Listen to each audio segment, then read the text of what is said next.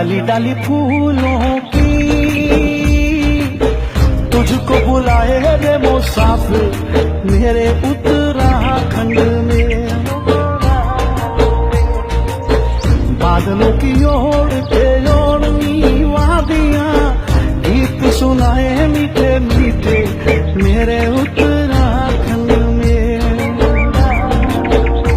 वो पिजोरे मेरे पहाड़ को, वो पिजोरे मेरे पहाड़ को। ठंडो पानी, ठंडो पानी, ठंडो पानी, ठंडो पानी।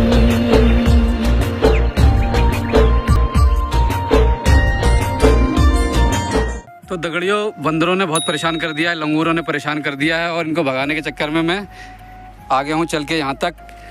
और ये मेरे गांव का हमारा इष्ट देवों का मंदिर है। तो बंदर भगाते भगाते मैं यहाँ तक पहुँच गया हूँ। अब तो आज आ ही गया हूँ तो मैं आपको दर्शन भी करा देता हूँ अपने इष्ट देवों के। ये पहाड़ी उत्तराखंड के गंगनाथ जी का मंदिर है। गंगनाथ जी, गोलजू, सैमजू, हरजू सारे स्थापित हैं यहाँ पे लिंग रूप में। और ये देखिए, ये मंदिर का गेट स्टार्ट होता है यहाँ पे। और ये घंटी मेरे सभी दोस्तों के नाम की, और ये घंटी मेरे आप सभी दोस्तों के नाम की।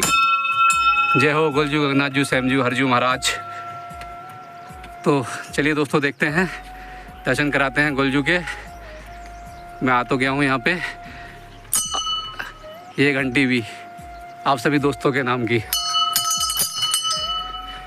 और ये घंटियाँ जो बंदी हैं, ये घंटियाँ जो बंदी हैं सब मन्नत की घंटियाँ हैं। लोग अपनी मन्नत पूरी होने पे इनको यहाँ पे बांध के जाते हैं। ये पिलर के इस साइड भी हैं और इस साइड भी हैं। तो ये मन्नतों की घंटियाँ हैं। ईश्वर आप सब लोगों की भी प्रार्थनाएं स्वीकार करें। ये देखिए, घंटी मेरे से गिर भी गई नीचे और मुझे इसको दोबारा से लगाना होगा। मैं इसको लगा देता हूँ पहले। लीजिए, मैंने उसको फिक्स कर दिया अपनी जगह पे। ये घंटियों की आवाज़ें आपकी प्रार्थनाएं भी स्वीकार करें। हमारे इष्ट गोलजू, गंगनाथ जू, सैमजू, हरजू,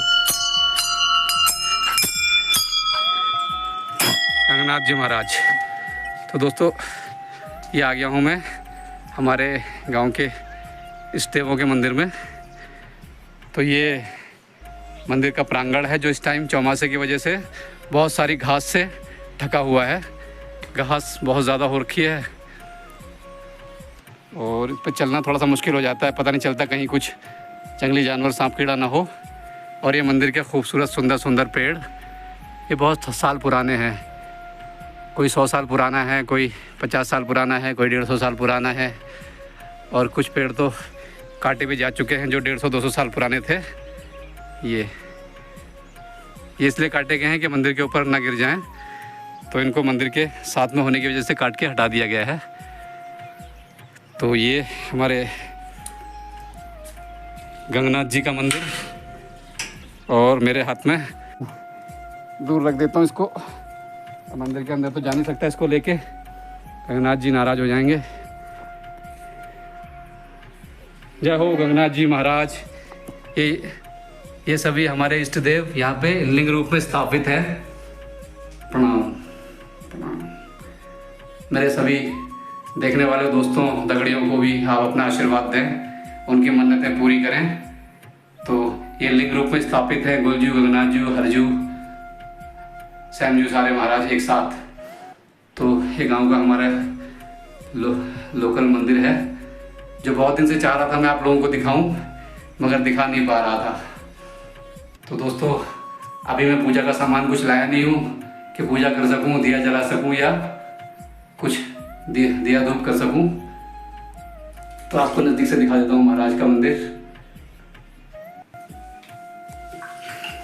तो ये कुछ पानी अंदर बारिश का आ गया है, इसको मैं कुछ नहीं कर सकता, इसको निकाल सकता हूँ।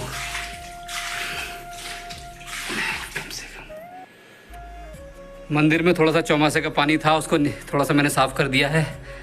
ज़्यादा सफाई तभी करूँगा जब यहाँ पे पूजा पाठ के लिए आऊँगा मैं सामग्री लेके। तो दोस्तों दर्शन किया आपने हमारे गांव के इष्ट देवों के।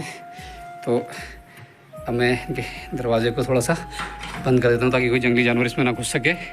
वैसे यहाँ पे इतनी हरियाली, इतनी झाड़ियाँ वगैरह हो गई हैं बहुत ही ज़्यादा।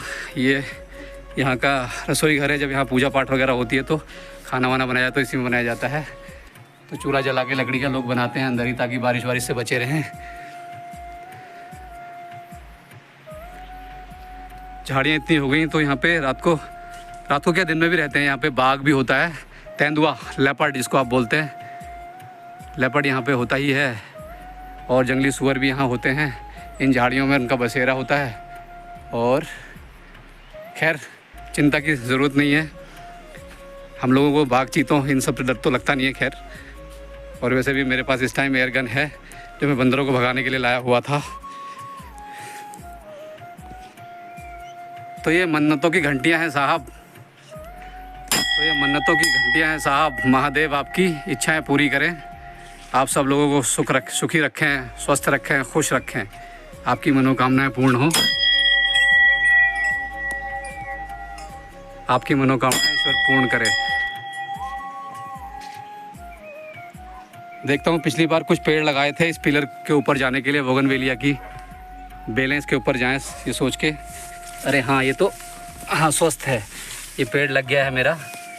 मैं चाहता हूँ कि बाद में ये पेड़, इसकी शाखें ये इस मंदिर के पिलर के ऊपर से होता हुआ जाए और फूलों से ये गेट भर जाए। तो एक इस साइड लगाया था और एक इस साइड, और वो लग गए हैं दोनों।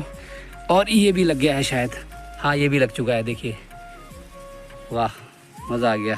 अब कुछ टाइम में ये बड़े हो जाएंगे, इनकी शाखें बड़ी हो जाएंगी तो फिर ये जैसे मेरे घर पे फूल लगे हैं उन्हीं की तरह फूलों से भर जाएंगे।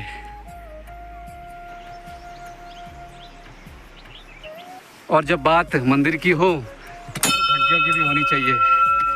ये घंटियाँ, इसकी आवाज़ें कानों को सुख पहुंचाती हैं, हमें आनंद, समाधि की ओर ले चलती हैं।